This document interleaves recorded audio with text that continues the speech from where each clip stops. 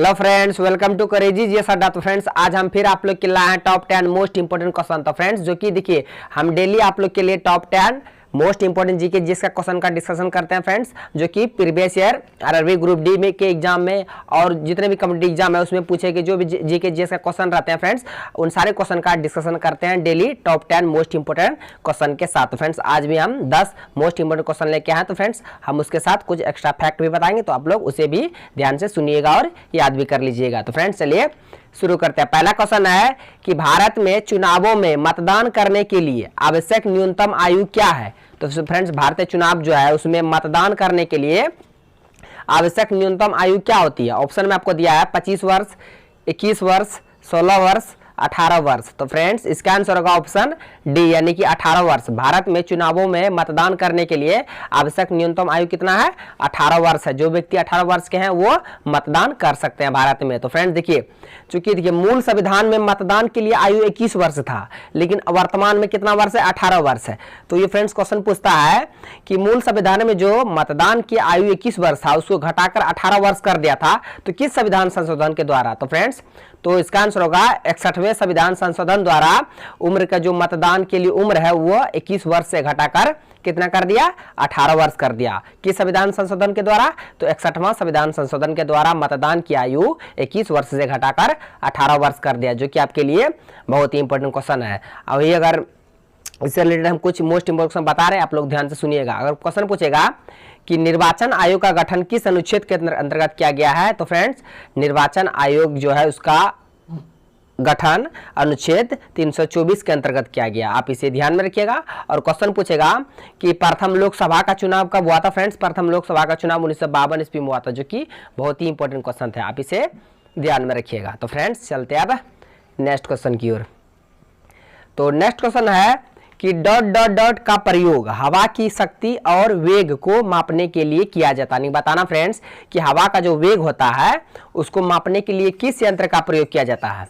आपको ऑप्शन में दिया है लेक्टोमीटर, थर्मामीटर, उसके बाद स्पीडोमीटर, एनीमोमीटर।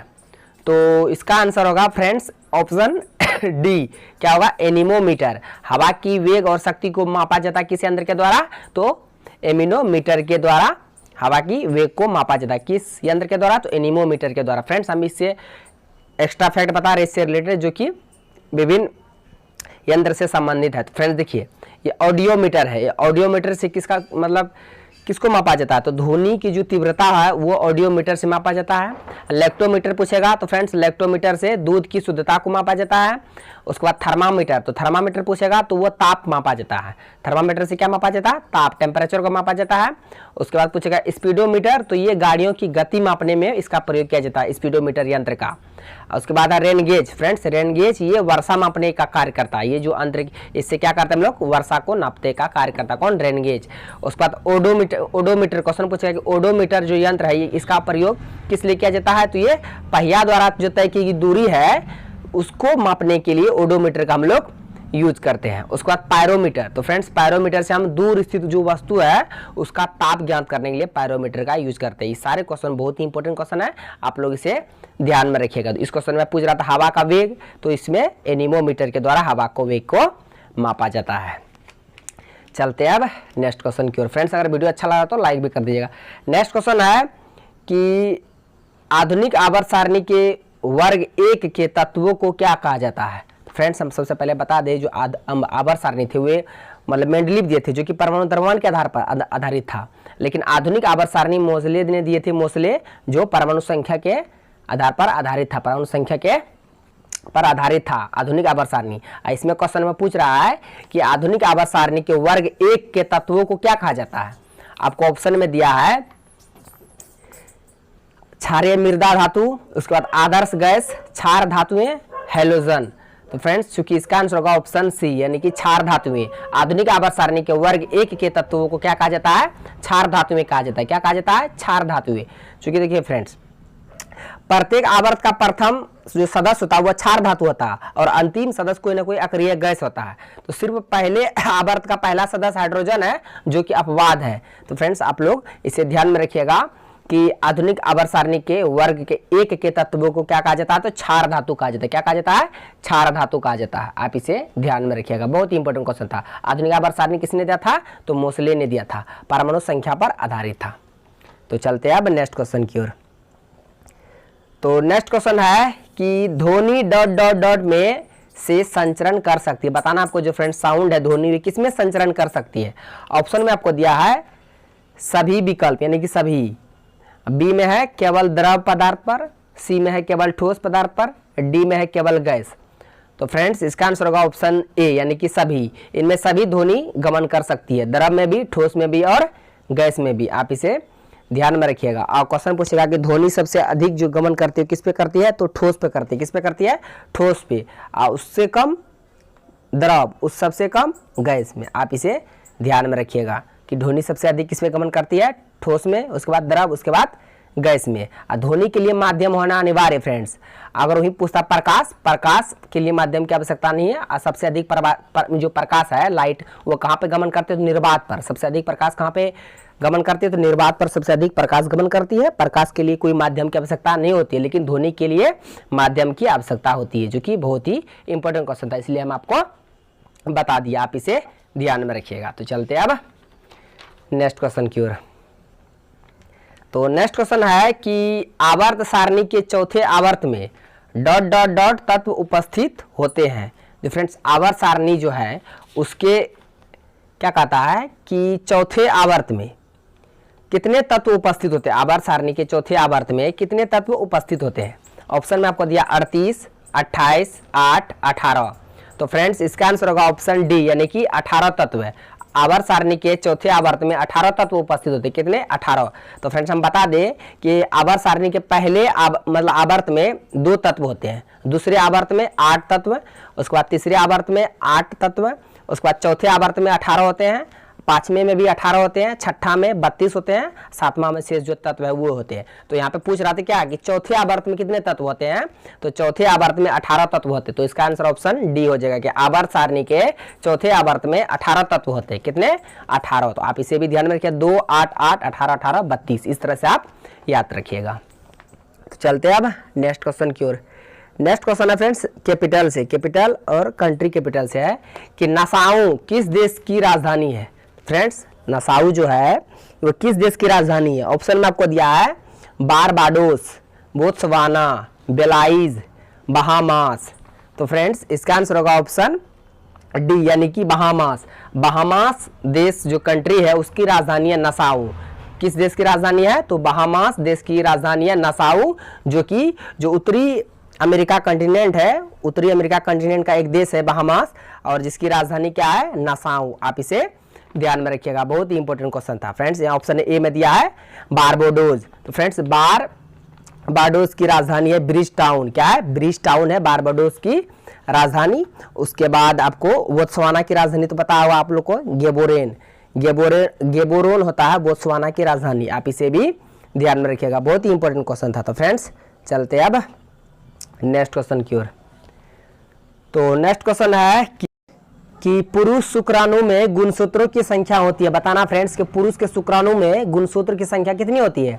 ऑप्शन में आपको दिया है 50, 23, 24, 48। तो इसका आंसर होगा ऑप्शन बी यानी कि 23। मनुष्य के जो शुक्राणु है उसमें गुणसूत्रों की संख्या कितनी होती है फ्रेंड्स, 23 होते हैं। अगर जोड़ा में 23 होते हैं, अगर वैसे पूछे जाए तो 46 होते हैं, 23 दूना 46। तो आप इसे ध्यान में रखिएगा कि पुरुष के शुक्राणु में गुणसूत्रों की संख्या 23 होती है। और प्रत्येक जो जीवधारी होते हैं या हरे पादप, उसमें अलग अलग मतलब गुणसूत्र की संख्या निश्चित होता है, सब में अलग अलग गुणसूत्र होते हैं। सबसे अधिक कबूतर में होते हैं 80, मनुष्य में 46, जोड़ा में पूछेगा तो 23। आप इसे ध्यान में रखिएगा, बहुत ही इंपॉर्टेंट क्वेश्चन था। तो चलते हैं अब नेक्स्ट क्वेश्चन की ओर। तो फ्रेंड्स ये पीएच स्केल से पूछा गया क्वेश्चन है, जो कि previous year railway group D में पूछे गए थे कि यदि किसी लवण का पीएच मान 0 है तो वह डॉट डॉट का लवण होता है। फ्रेंड्स जो पीएच मान होता है, पीएच मान अगर किसी का कोई लवण का अगर 0 है तो वह डॉट डॉट लवण होता है। वो कैसा लवण होगा। ऑप्शन में आपको दिया है कमजोर एसिड और कमजोर बेस, उसके बाद सशक्त एसिड और सशक्त बेस, उसके बाद सशक्त एसिड और कमजोर बेस, बेस मतलब क्षार हुआ फ्रेंड्स, उसके बाद कमजोर एसिड और सशक्त बेस। तो फ्रेंड्स इसका आंसर होगा ऑप्शन सी, क्या हुआ, सशक्त एसिड और कमजोर बेस होगा उस लवण का पीएच मान। हम बता दें फ्रेंड्स कि जो पीएच स्केल है, पीएच स्केल का खोज किया था 1909 ईस्वी में। कौन किया था? सोरेनसन ने किया था, जो कि डेनमार्क के निवासी थे। सोरेनसन ने 1909 ईस्वी में पीएच स्केल की खोज किया था। उसके बाद पीएच स्केल, जो पीएच मान होता है पावर ऑफ हाइड्रोजन, ये 0 से लेकर 14 तक होता है। कहां से कहां तक? 0 से लेकर 14 तक होता है। 0 से 7 अम्लीय होता है, 7 उदासीन होता है, 7 से 14 क्षारीय होता है। तो इसमें पूछा था यहाँ पे कि लवण का पीएच मान 0 है। तो फ्रेंड्स शून्य जो है फ्रेंड्स, तो ये शून्य जो 7 से कम है, हम आपको बता दें कि जिस लवण का पीएच मान जितना कम रहेगा, कोई भी लवण का अगर पीएच मान जितना वो कम रहेगा, वो उतना ही अधिक अम्लीय होगा। जितना कम पीएच मान उसका होगा लवण का, वो उतना ही अधिक अम्लीय होगा। तो यहाँ 0 है, तो 0 7 से कम है, यानी कि अम्लीय की ओर है। तो सशक्त एसिड यानी कि सशक्त अम्ल हो जाएगा, और कमजोर बेस होगा। बेस देखिए, बेस जिस लवण का पीएच मान जितना अधिक रहेगा, जो उसका जो बेस होगा उतना ही क्या होगा? कम होगा। तो इसलिए यहाँ पे लवण का पीएच मान 0 था, तो इसलिए इसका जो लवण का जो होगा, ये लवण का पीएच मान तो सशक्त एसिड और कमजोर बेस का होगा इस लवण का पीएच मान, जिसका पीएच मान 0 है। तो फ्रेंड्स इसका आंसर ऑप्शन सी हो जाएगा, आप इसे ध्यान में रखिएगा। और पीएच स्केल का खोज कौन किया था? सोरेनसन ने। कब किया था? 1909 ईस्वी में। और ये 0 से लेकर 14 तक होते हैं। 0 से 7 तक अम्लीय, 7 उदासीन, 7 से 14 तक क्षारीय होते हैं। तो चलते हैं अब नेक्स्ट क्वेश्चन की ओर। नेक्स्ट क्वेश्चन है कि मद्रास में वेद समाज की स्थापना किस वर्ष में हुई थी? आपको बताना, जो मद्रास जो अभी उसका नाम बदलकर चेन्नई कर दिया, अभी चेन्नई है। तो मद्रास में वेद समाज की स्थापना किस वर्ष में हुई थी? ऑप्शन में आपको दिया 1847, 1860, 1852, 1864। तो इसका आंसर होगा ऑप्शन डी, 1864 में मद्रास में वेद समाज की स्थापना हुआ था। और वेद समाज की स्थापना कौन किया था? तो श्री धरालू नायडू ने किया था। वेद समाज की स्थापना कब किया था? तो 1864 ईस्वी में। कहाँ पे किया था? तो मद्रास में। आप इसे ध्यान में रखिएगा। इससे रिलेटेड अगर पूछेगा कि आर्य समाज की स्थापना किसने किया था, तो दयानंद सरस्वती ने। उसके बाद अगर पूछेगा कि सत्यशोधक समाज की स्थापना ज्योतिबा फुले ने। ब्रह्म समाज की स्थापना राजा राम मोहन राय ने। तत्वबोधिनी समाज की स्थापना देवेंद्र नाथ टैगोर ने। और प्रार्थना समाज की स्थापना आत्माराम पांडुरंग ने। फ्रेंड्स ये सारे समाज को आप एक बार देख लीजिएगा, बहुत ही इंपॉर्टेंट क्वेश्चन था। तो फ्रेंड्स आज का क्वेश्चन बस यहीं तक था। फ्रेंड्स एक क्वेश्चन हम आपको दे रहे हैं, आप इसका आंसर कमेंट बॉक्स में दीजिएगा कि MPS का फुल फॉर्म क्या होता है। आप इसका आंसर कमेंट बॉक्स में लिखिएगा। अगर सही होगा तो फ्रेंड्स, अगर कोई गलती करते हैं हम उसका रिप्लाई देंगे। तो फ्रेंड्स अगर आप नए हैं तो मेरे यूट्यूब चैनल करेजी जी सड्डा को सब्सक्राइब करें और बेल आइकन को भी हिट कर दीजिए, ताकि हर एक लेटेस्ट वीडियो का नोटिफिकेशन तुरंत आप तक पहुंच जाए। Thanks for watching video. धन्यवाद। मिलते हैं अब नेक्स्ट वीडियो में।